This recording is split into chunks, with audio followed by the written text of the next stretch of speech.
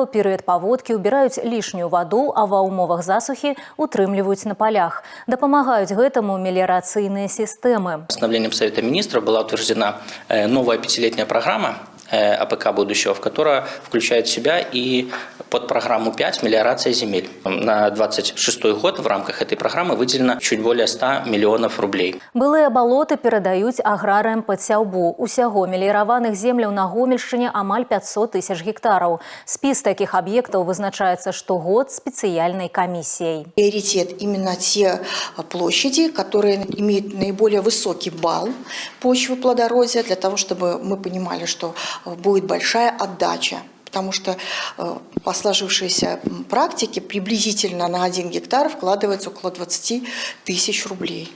Столько стоит гектар, отвоеванный у природы. Мелиорация важна для Гомельшчыны, бо рэгіён балоцісты. Значную яго частку складае Прыпяцкае Палессе. У 6 раёнах вобласці больш за 60% асушаных земляў. Яны патрабуюць асаблівага кантролю выкарыстання і абслугоўвання.